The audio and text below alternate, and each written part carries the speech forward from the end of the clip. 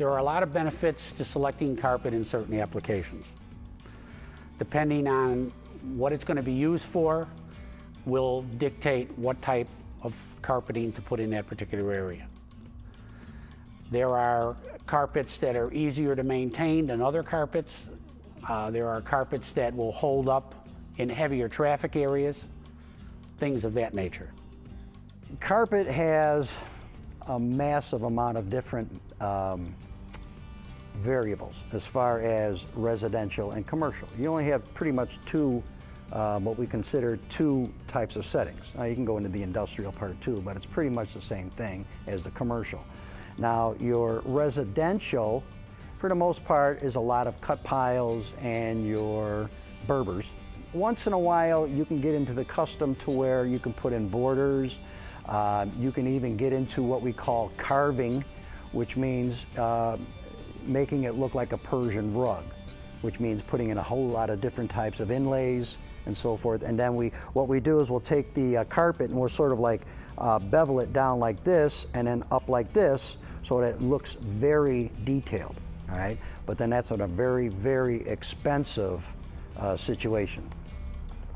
And then in your commercial area, what we have is we have a lot of your thinner materials, okay, because of wear.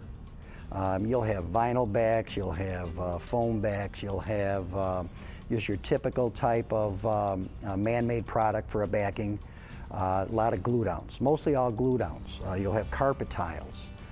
You'll have 6-foot vinyl back carpets, which gets put down a lot of times with a releasable. If you're doing areas that are high traffic, like stairs and hallways, you would generally use a carpet that's lower, tighter, denser, because that has a less of a chance of matting down or not performing under those high traffic areas, as opposed to, say, a living room or a dining room that doesn't get as much use.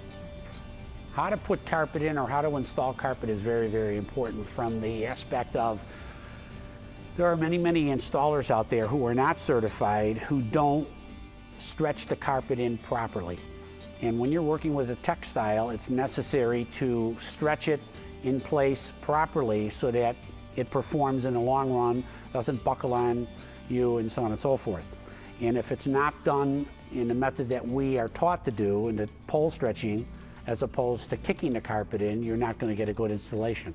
That's all the more reason why you want to use an install certified contractor who's gone through these different, experiments of how to put these things in. What they're doing in there is pretty much a residential type of installation. They have a cut pile and they're putting in a border all the way around, okay? And that gets tackless, which is tack strip, is what it is. It has pins, and when you stretch the carpet, it hooks on, okay? So, and then what they do is as the carpet's running up the wall, then they'll trim it and tuck it between the wall and the tack strip. We leave about anywhere from 1/4 to 3/8 of an inch space so that they can tuck the carpet into there. Once the tack strip is down, then we put a pad down, or it's called cushion. That can be several different types. We generally want a heavier, denser pad. Not real thick, but dense. That's what's going to do the job and make the carpet perform better. Then we take our carpet, we put that down, and what they're doing based on the border is we have to lay that out to where it's exactly where it's going to be, to where we can install our border, which we use a thermoplastic hot tape. That tape is put up underneath, and then we use an iron. Now, the idea of an iron, most people might think of ironing your clothes, but in reality it's an iron that's about this long, about this wide, and what it does, it has grooves most of the time on the bottom of the iron, so that as they're melting this tape, it's leaving grooves of adhesive. And then what you have to do is you have to get that carpet and push it down onto the tape so that it will adhere to that, and then we run a roller on top of that to make sure that that adhesive goes into the backing. Once that's done, then we do the stretching. And that's a process based on a 7 to an 8-step method, which I'm not going to get into because it's a very complicated idea just to say it here. So, but it's stretched in, and the process is a stretcher, a kicker, a wall trimmer, a knife, some awls, just to get this thing installed. And once it's installed, then you have a material that is sort of floating because of the stretch. It's not attached to the floor, it's just holding on to the sides. So it is moving. So if it's not stretched properly, you're going to get bubbles. So if people have bubbles in their carpet, and that's part of the reason is it hasn't been stretched properly. The other way of doing an installation with borders is a glue down, okay? We'll glue the carpet down and put the borders in the same method, just with glue. Same process of layout. And then you also have a pattern glue down, which we have to actually stretch the carpet in order to get the pattern straight so that we can glue it down. Which means if we stretch so far, we put a bunch of nails down, that holds it in position, and then we fold the carpet back again, glue some more area, put that in, stretch it up, put nails.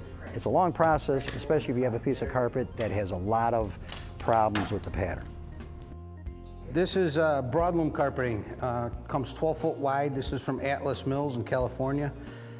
The tricky part about this, as you can see, it's got a very elaborate pattern in it. And to match the pattern, it takes training and skill, knowledge, hands-on experience. This piece we just laid in here, it looks like it's on pattern match at a quick look with your eye, but it's actually way off of pattern match. This has a 3 foot match in the length with an 18-inch drop. That means 3 feet, it's this pattern and this pattern, and 18 inches would be from here to here. It's made for commercial applications such as this. You could put it in your home too, but it's specifically made for commercial applications, to traffic, wheelchairs, walkers, just the activity that goes on here. Cleaning it is easier. You don't have to worry about re-stretches where the carpet buckles because it's stretched and hooked onto the tackless. That's the advantage of a glue-down installation.